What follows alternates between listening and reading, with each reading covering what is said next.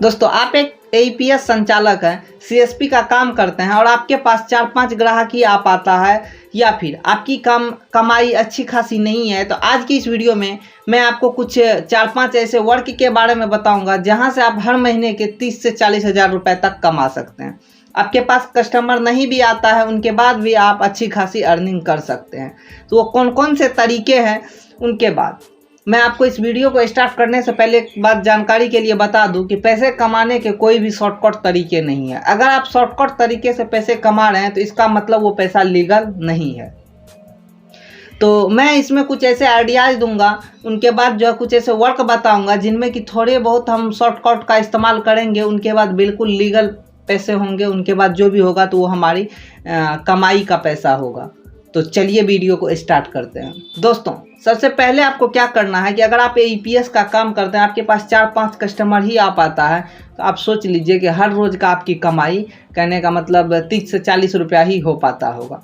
तो आपको एक टारगेट बनाना होगा कि हर रोज़ हमें 300-400 रुपया कमाना है। उनके लिए हमें जो भी काम करना होगा, हम 8-10 घंटा काम करने के लिए तैयार हैं। तो इसके लिए आपको सबसे पहला काम क्या करना, अगर आप एईपीएस आईडी लिए हुए हैं और काम करते हैं, तो आपके पास जो कस्टमर आता है, तो अक्सर क्या होता है कि गांव में एक दूसरे के रिलेटिव होते हैं, एक दूसरे को जानने वाले होते हैं। उनके बाद 4-5 ऐसे आपके खुद के फैमिली मेम्बर्स में भी लोग होते हैं। उनके बाद आपके फ्रेंड सर्किल में 2-4 लोग होते हैं। तो इस कंडीशन में क्या करना है कि आपको खुद का पैसा उनके अकाउंट में डिपॉजिट करना है, देन उनका पैसा विड्रॉ कर लेना है। ऐसे करके अगर आप करते हैं तो आप खुद फैमिली मेम्बर में करेंगे तो 4-5 लोगों का हो पाएगा, 4-5 लोगों का अपने फ्रेंड सर्किल में। उनके बाद जो लोग आपके पास आता है ट्रांजैक्शन करने, अगर उनका अमाउंट मान लीजिए 10,000 से कम है, तो और जो भी पैसा होता है वो आप अपना उसमें डिपॉजिट करके विड्रॉ कर पाएंगे। यानी प्रत्येक ट्रांजैक्शन आपका 10 रुपये का कमाई यहाँ पे हो जाएगा। अगर दिन में आप 10-15 कस्टमर का अगर ऐसे करते हैं तो आप वहाँ से 100-150 रुपये का अर्निंग कर लेते हैं।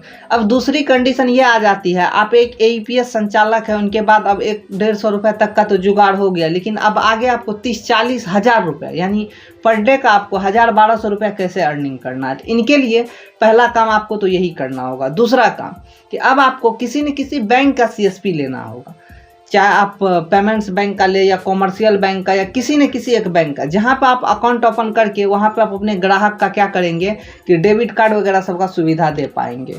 और आपके पास एम-एटीएम भी होगा, तो वहां से आप एम-एटीएम के तरह भी उनके थ्रू भी आप ट्रांजैक्शन कर सकते हैं। उनके दूसरी अगली बात क्या हो जाता है कि अगर आपके पास किसी न किसी बैंक वाला सीएसपी होगा, तो वहाँ पर आप जो है जिन भी ग्राहक का खाता खोलेंगे, तो वहाँ फ़ोन पे, गूगल पे, पेटीएम जैसी अगर दिन में एक भी किसी कस्टमर का खाता खोलते हैं, तो वहाँ से 400 से 500 रुपये तक का अर्निंग आप रेफर एंड अर्न के थ्रू कर सकते हैं। और दूसरी बात ये आ जाती है कि आपके पास अगर किसी न किसी बैंक का सीएसपी आ जाता है, तो आप उसमें एक दिन में 5 बार ट्रांजैक्शन जो है कर सकते हैं, यानी 5 बार डिपॉजिट कर सकते हैं और 5 बार विड्रॉ कर सकते हैं। और इसमें हो जाएगा क्या कि अगर आपको सूर्योदय स्मॉल फाइनेंस बैंक का डायरेक्ट वाला सीएसपी मिलता है, तो आपकी तो समझिए लॉटरी लग गया। इसमें अगर आप डिपॉजिट करेंगे तो वहाँ पे 30 रुपये का कमीशन और विड्रॉ करेंगे तो वहाँ पे 10 रुपये का, यानी पर ट्रांजैक्शन 40 रुपये आपको फ़ायदा होने वाला है एक ग्राहक से।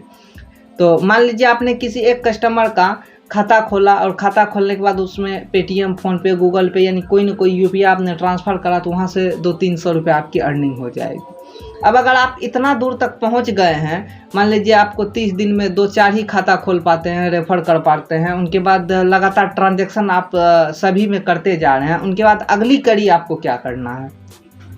तो अब आपको आगे क्या करना है कि आपको किसी न किसी एईपीएस का आपको डिस्ट्रीब्यूटरशिप लेना होगा। और डिस्ट्रीब्यूटरशिप आपको किस चीज़ का लेना होगा, आप एईपीएस आईडी का ले सकते हैं, उनके बाद पैन कार्ड का हो गया, उनके बाद रिचार्ज पोर्टल हो गया। ये 3 चीज़ आपके पास होना बहुत ही ज़रूरी है। अगर आप एईपीएस का, पैन कार्ड का, उनके बाद रिचार्ज का, इन तीनों का पोर्टल लेते हैं, तो इनसे क्या फ़ायदा होगा कि आप एक जगह से दूसरे जगह अपना सर्विस अगर सेल करने के लिए जाएंगे वहाँ पे, तो वहाँ पे होगा क्या कि अगर मान लीजिए किसी के पास दूसरा एईपीएस आईडी है, तो वहाँ पे आप ये दे सकते हैं। अगर लिया तो सही है, नहीं लिया तो कोई बात नहीं।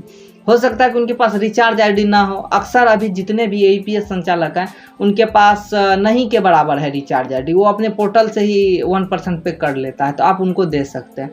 उनके बाद क्या होता है कि पैन कार्ड का पैन कार्ड का आप दो तरह से आईडी ले सकते हैं, जो कि मार्केट में भी बहुत ज़्यादा डिमांड है, फिंगर वाला, जिन पे मैंने वीडियो भी बना दिया है। आपको अगर चाहिए तो उस वीडियो में जाइए, डिस्क्रिप्शन में सारा चीज़ दिया हुआ है, वहाँ से आप हमें कॉन्टैक्ट कर सकते हैं। तो फिंगर वाला, फिंगर से अगर किसी को पैन कार्ड 1 घंटे में मिल जाता है तो वो बहुत ही अच्छा लगता है, चाहे कस्टमर हो या फिर दुकानदार हो, वो इतना जल्द सर्विस प्रोवाइड करता है। तो ये वाला भी आप ले लीजिए। ऐसे में क्या होगा कि आप अगर 1-2 आईडी ही महीना में सेल कर पाते हैं तो वहाँ से चाहे 2 रुपया 10 रुपया करके होगा क्या कि आपकी अर्निंग तो आएगी, वहाँ पे पैसिव इनकम है। कहने का मतलब आप काम नहीं भी करते हैं फिर भी आपको वहाँ से आमदनी आता है। लेकिन उससे मेन बात ये हो जाता है कि आपका एक नेटवर्क बन जाता है। अब नेटवर्क बनने में क्या होगा कि बहुत सारे ऐसे AEPS संचालक हैं जो पढ़े लिखे कम है, यानी केवल वो AEPS सक्सेसफुल देखकर ट्रांजैक्शन करते हैं और फेल देखकर वो अपने ग्राहक को निकाल देते हैं, बस इतना काम करते हैं। आप उन लोगों से कनेक्ट होइए और वहाँ पे ये चीज़ बता दीजिए कि उनके मार्केट में अगर किसी पैन कार्ड का बनाना हो या फिर जो है आधार रिप्रिंट करवाना हो, यानी जातीय आवासीय, यानी किसी भी प्रकार का ऐसा ऑनलाइन सुविधा जो आप कर सकते हैं, वो उनको समझाइए कि हम इतना सर्विसेज आपको करके देंगे। कहने का मतलब अगर आपके मार्केट में भी एक पैन कार्ड का 200 रुपया लेता है तो आप कुछ इस तरह के रिटेलर से कनेक्ट होइए जो ये काम नहीं करता है, और उनको ये बोलिए कि ऑर्डर लीजिए, आप सारा डॉक्यूमेंट वगैरह सब हमें व्हाट्सअप कीजिए और जो भी पेमेंट होता है वो आप हमें फ़ोनपे के माध्यम से डाल दीजिए। फ़ोनपे आजकल सभी लोग चलाना जानते हैं। तो इस कंडीशन में क्या होगा कि अगर आपका ऐसा 5-10 रिटेलर भी बन जाता है और उनके पास 1-2 ऑर्डर भी आता है और वो मार्केट से सस्ते में, यानी मार्केट में अगर 200 में पैन कार्ड बनता है, अगर वो 150 में बनाना स्टार्ट कर दिया तो सभी लोग उनके पास जाएगा।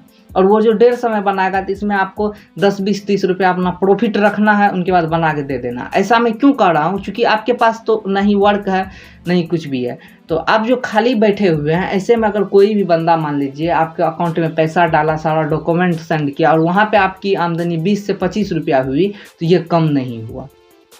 तो आप कुछ इस तरह से भी अपना नेटवर्क बना करके अच्छी खासी आमदनी कर सकते हैं। तो दोस्तों, आपको जो है ये आइडिया कैसा लगा, आप हमें कमेंट सेक्शन में कमेंट करके ज़रूर बताइए।